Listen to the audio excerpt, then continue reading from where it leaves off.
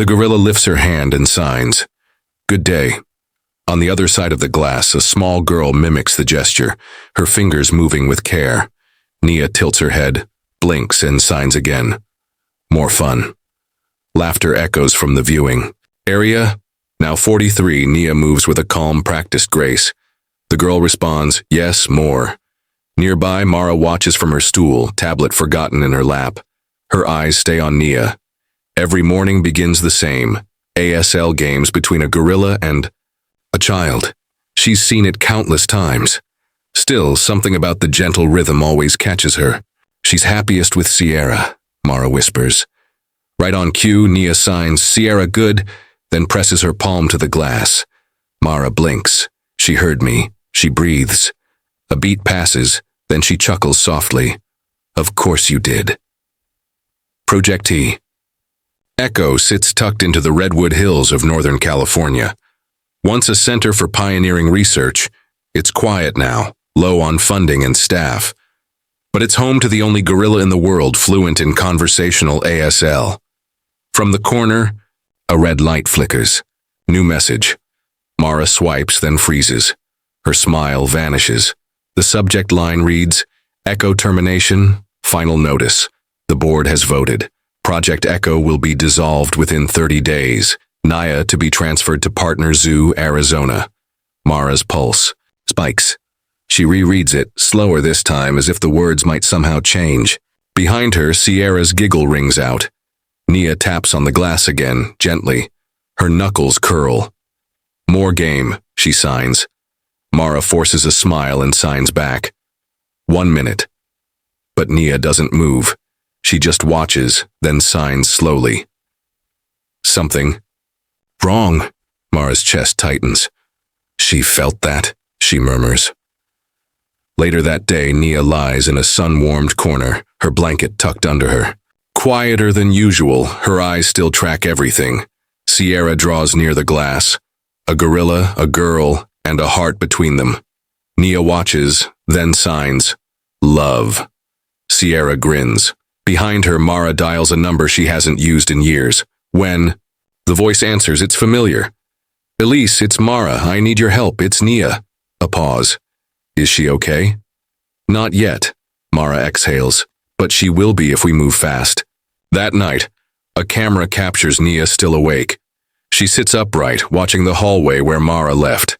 Slowly, precisely, she raises her hands and signs. Why stop? Then another. Gone. Finally, she curls into her blanket, back to the glass. Outside, the lab lights dim as a storm rolls over the distant ridge. Inside, a legend prepares to fall silent. Rain taps at the skylight. Then, footsteps. The door clicks open. Nia lifts her head and freezes. In the doorway stands a woman. Hair silvered, hands unsteady. Elise, she doesn't speak. Instead, she signs, Hello, old friend. Nia blinks, then answers, Long time. The air thickens. Behind the glass, Mara barely breathes. Sierra leans into her mother. She whispers, She remembers. Of course she does. Elise steps closer but stays outside the enclosure. She looks older, she murmurs. So do you, Mara replies softly. Elise laughs, but the sound breaks midway. I taught her to say goodbye. I never thought she'd need it. They fall silent. Nia sits completely still. Then, slowly, she signs, You sad? Elise's face crumples. In the days that follow, Nia begins to shift. She still eats, still colors with Sierra, but the games stop. When offered familiar cards, banana, friend, happy, she pushes them aside. Instead, she signs new combinations. Stop home. Why move? Alone soon. Late at night, Mara and Elise review footage. She's linking concepts. Mara says, No one taught her these. It's grief, Elise says quietly. She knows something's ending. During one session, Nia turns her back on Elise, then signs behind her. Bad dream. No talk. Quiet forever. Elise's fingers shake as she replies, No, not forever. But Nia doesn't respond. She just lies down, wrapping her blanket around herself. Outside, Tyler appears, clipboard in hand. Transfers confirmed. Arizona wants her in 2 weeks. Mara looks up sharp. She's not cargo. She's a gorilla, Tyler says. Not a diplomat.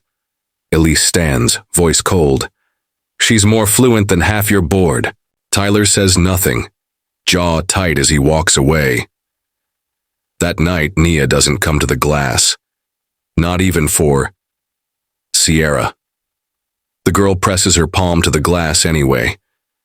Maybe she's just resting, she says softly. But inside, in the dim enclosure, Nia is awake. She lifts her hand from the shadows and signs, "Keep child safe. Love her." Later, Mara discovers Sierra's drawing taped carefully to Nia's glass. 3 figures, a gorilla, a girl, and a woman. A banana sticker rests beside, like a quiet smile. The next day, Elise enters the lab and freezes. On the floor, smudged beside the food bowl, 3 signs in chalk. Goodbye, friend. Gone.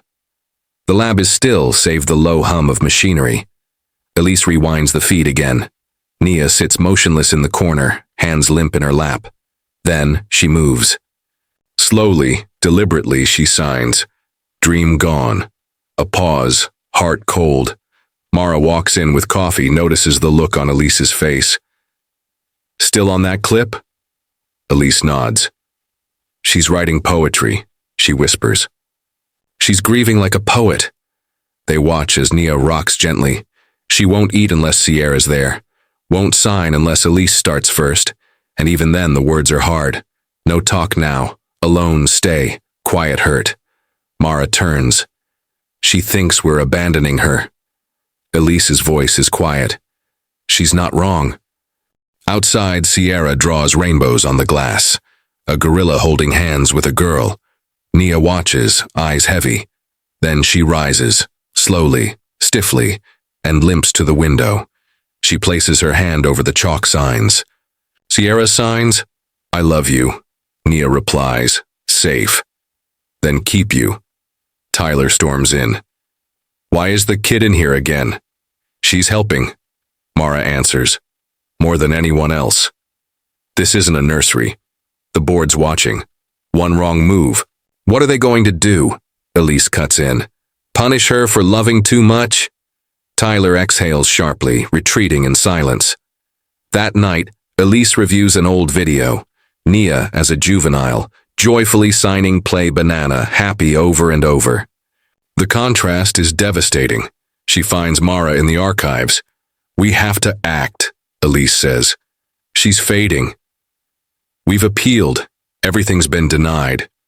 "Not that kind," Elise says. "I mean something real, loud." Mara hesitates. That could backfire. Not if we own the story. The next morning, Sierra walks in with a drawing, Nia beneath a sky full of stars. She presses it gently to the glass. "We can stay," she whispers. "All of us." Nia stares, then signs. "Together. Good. Fear, stay. Hearts low." Mara kneels beside her daughter, tears brimming. "She's afraid," she says. "And she's resisting," Elise replies. "In her own way." That night, a camera catches something astonishing. Nia signs "gone," pauses, then turns to the empty space and continues. "Friend, hurt. Bad dream. Help stay." The next morning, Tyler arrives with the crate, cold steel, reinforced bolts. It stands in the lab like a monument. Nia approaches slowly, studies it, then looks at Elise and signs, "Why cage?" Elise walks to the glass, her hands shaking. We try stop. Nia doesn't reply. She turns, retrieves her blanket, and curls up against the far wall. She refuses food. She doesn't sign again all day. But just before the lights dim, she lifts one hand and signs a single word. Wait. At dawn, the transport team arrives. Clipboards, sedation kits, metal clamps. Elise watches, fists clenched. Mara stands beside her, pulse racing. Inside, Nia hasn't moved. She's been staring at the same spot for hours. The only sound is the soft motion of Sierra's fingers at the glass. Still here. Tyler approaches. We do this fast.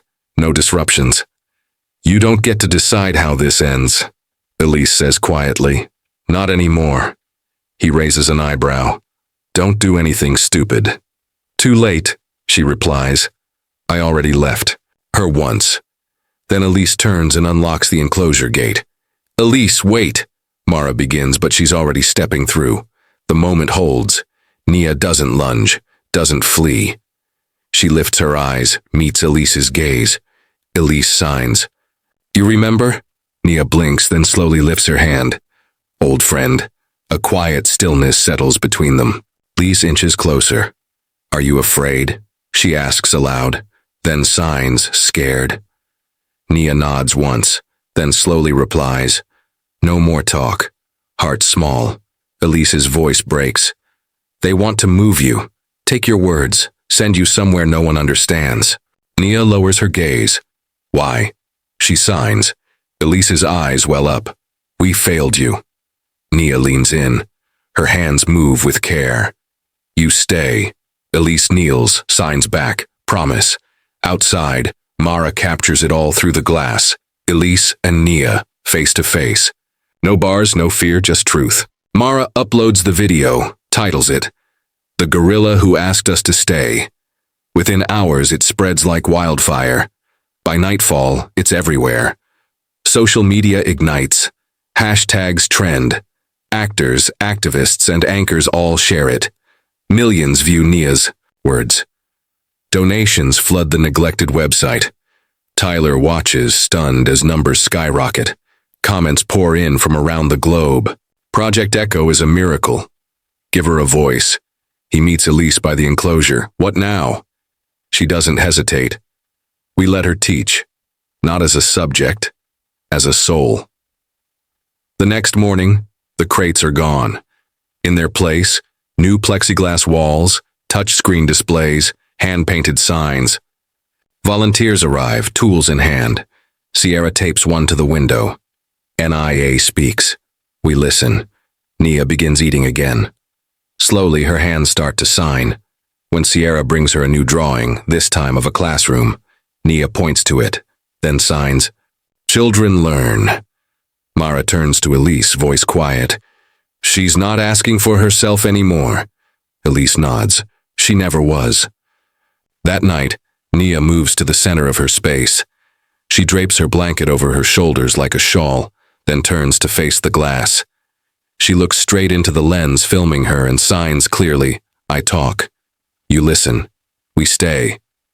The screen fades. But her message echoes. The lab no longer feels like a lab. It breathes. Colorful flags flap along the walkways. Laughter drifts from tour groups. Children arrive with open notebooks, eager eyes, and questions. And in the heart of it all sits Nia, peacefully signing with a volunteer.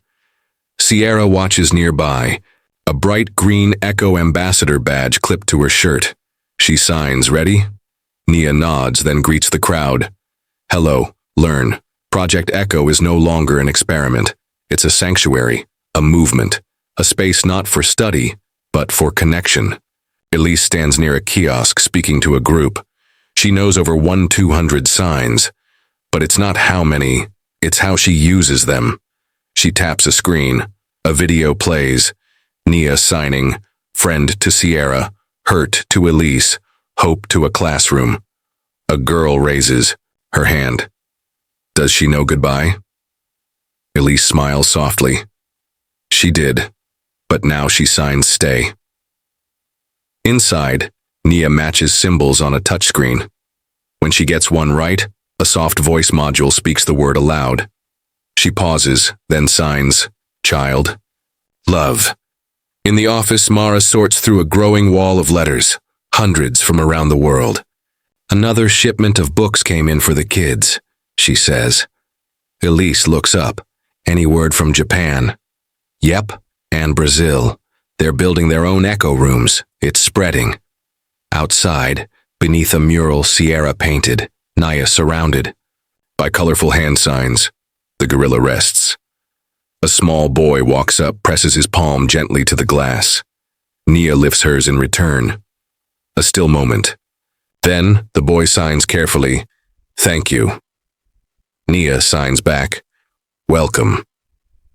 As the sun sets and visitors drift away, Elise takes a seat near the enclosure. Alone now. The sun spills gold through the trees. Nia approaches the glass. She and Elise sign, without hesitation.